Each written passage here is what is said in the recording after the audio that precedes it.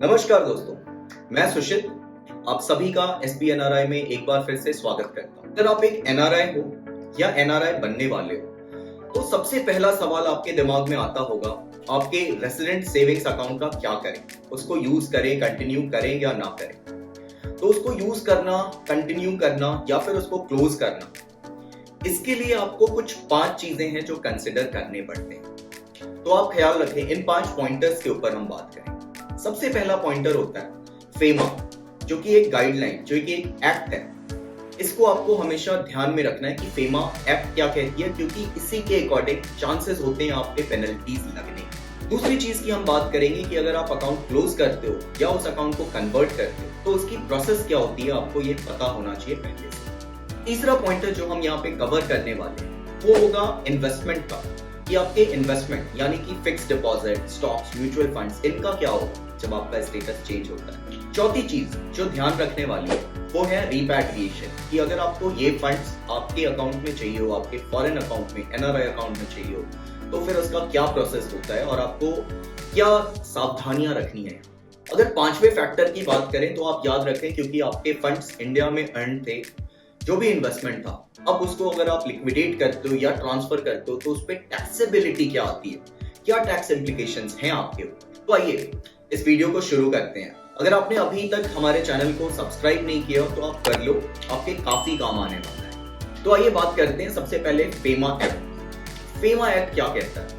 FEMA कहती है कि 182 डेज के बाद आपका रेसिडेंशियल स्टेटस चेंज होता है और आप एक एनआरआई बन जाते हो। वहां से फेमा आपको 3 महीने तक का टाइम देती है जब आपका स्टेटस चेंज होता है। इन 3 महीने के टाइम में आपको अपना अकाउंट कन्वर्ट कराना होता है या क्लोज कराना होता है। और यहाँ हम बात कर रहे हैं आपके रेसिडेंट सेविंग्स अकाउंट के बारे में, जो इंडिया में अकाउंट आपने ओपन किया। फेमा कहती है कि आपके पास ये 3 महीने सफिशिएंट है कि आप इस अकाउंट को या तो क्लोज कर लो या फिर आप इसको कन्वर्ट कर सकते हो किसी एनआरआई अकाउंट में, जो कि स्पेसिफिकली होता है एनआरओ अकाउंट।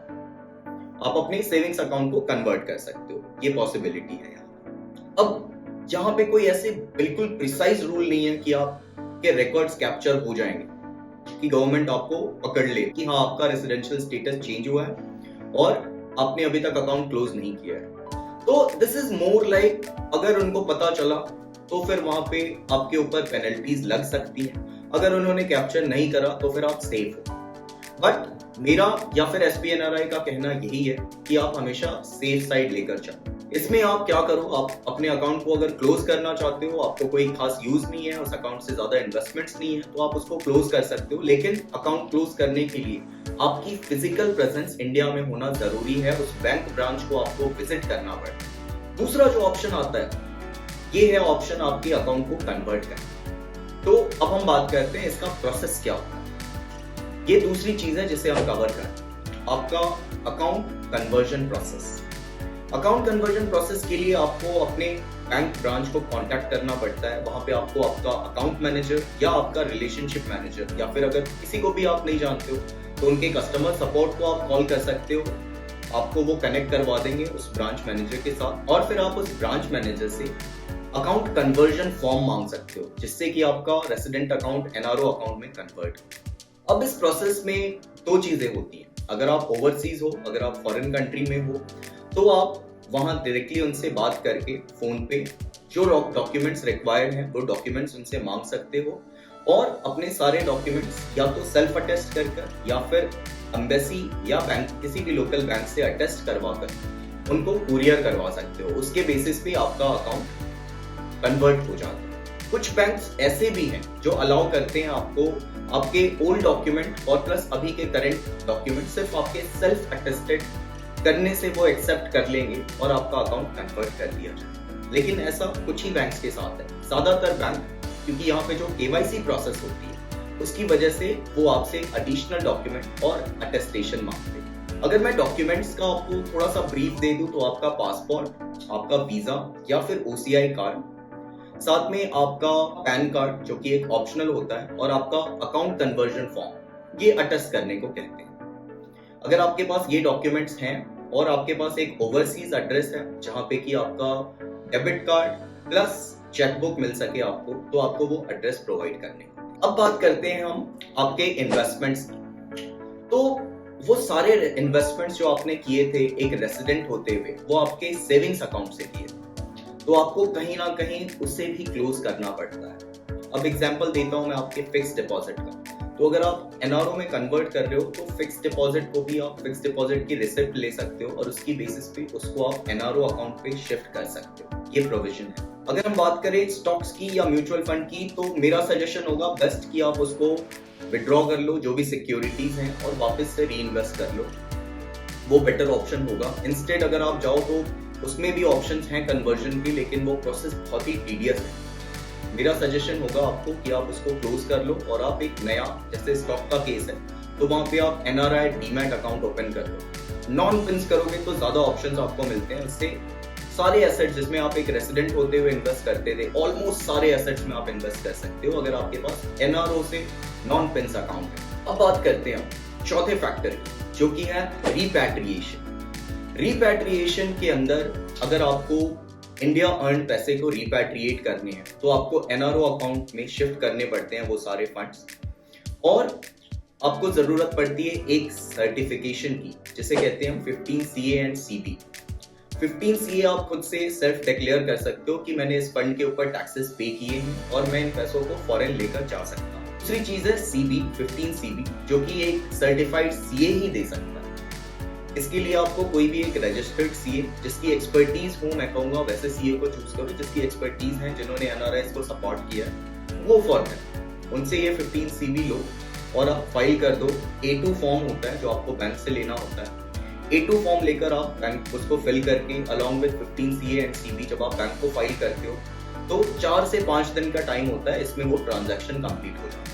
तो ये पैसे आप अपने फॉरेन अकाउंट यानी कि एनआरई अकाउंट या फिर जो ओवरसीज अकाउंट है आप उसमें ट्रांसफर कर सकते हो। इसकी एक फाइनेंशियल ईयर की लिमिट होती है $1 मिलियन की, उतने तक का अमाउंट आप ट्रांसफर कर सकते हो, ट्रांजैक्ट कर सकते हो। अब हम बात करते हैं पांचवें पॉइंटर की, जो कि है टैक्सेबिलिटी।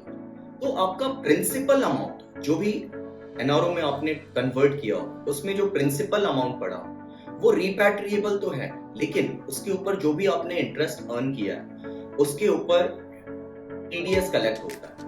अब ये टीडीएस जो है ये 10% से 30% के बीच होता है। तो आपको देखना है कि यहाँ पे आप किस ब्रैकेट में हो, उसके अकॉर्डिंग आपकी टैक्सेबिलिटी होती है। पर फ्यूचर में जब भी आपके एनआरओ अकाउंट में इंटरेस्ट अर्न होगा तो वो टैक्स्ड होगा 30% से, और जब आप ये टैक्सेस पे करते हो फिर ये फंड्स भी आप रिपैट्रिएट कर सकते हो। लेकिन बिना टैक्सेस पे किए आप इन फंड्स को रिपैट्रिएट नहीं कर सकते। तो आपको इंश्योर करना है कि हर साल अपनी ITR इनकम टैक्स रिटर्न जरूर फाइल करें, to be on the safer side, क्योंकि जब भी रिपैट्रिएशन का प्रोसेस होगा तो कहीं ना कहीं ये जुड़ा हुआ है टैक्सेशन से।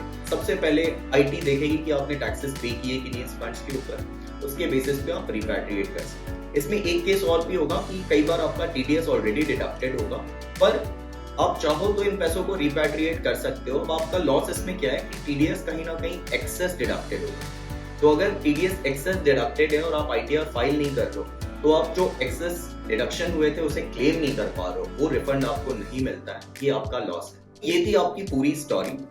जब आपका रेसिडेंशियल स्टेटस चेंज होता है NRI में तो आपको इन चीजों का ध्यान रखना पड़ता है, स्पेसिफिकली बैंकिंग के लिए। सबसे पहला आप अकाउंट कन्वर्जन के लिए जाओ इंस्टेड ऑफ क्लोजिंग, थोड़ा सा इजी प्रोसेस होगा।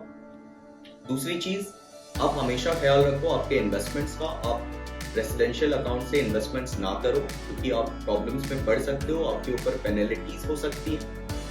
थर्ड थिंग, आपको आपके रिपैट्रिएशन को क्लियर रखना है, which is directly proportional to taxation. अगर आप टैक्सेस पे करते हो तो रिपैट्रिएट आप कर सकते हो। प्लस सिर्फ रिपैट्रिएशन ही एक फायदा नहीं है टैक्सेस पे करने का, इससे और फायदे हैं। जैसे कल को आप वीजा के लिए जाते हो कई कंट्रीज में, तो वीजा में भी ये चेक किया जाता है कि आपने पास्ट में ITRs फाइल किए थे कि नहीं। अगर आपको फ्यूचर में कभी लोन की जरूरत पड़ती है, होम लोन चाहते हो, लोन अगेंस्ट प्रॉपर्टी चाहते हो, पर्सनल लोन चाहते हो, तो वहां पे भी टैक्सेशन एक इंपॉर्टेंट गेम प्ले करता है, क्योंकि आपके पास्ट ईयर्स के ITRs देखते हैं कम से कम 3 साल। तो अपने फाइनेंशियल प्रोफाइल को स्ट्रॉन्ग बनाकर रखें। अगर इसके अलावा आपको कोई भी डाउट हो बैंकिंग या इन्वेस्टमेंट के रिलेटेड या फिर रियल एस्टेट से, तो आप सिंपली हमें कमेंट कर सकते हो या फिर आप हमारी ऐप डाउनलोड कर सकते हो SBNRI की, जो कि iOS और एंड्रॉइड दोनों पे अवेलेबल है। वहाँ पे एक डेडिकेटेड ऑप्शन है आप जैसे एनआरआई के लिए, जिसे हम कहते हैं SBNRI असिस्ट।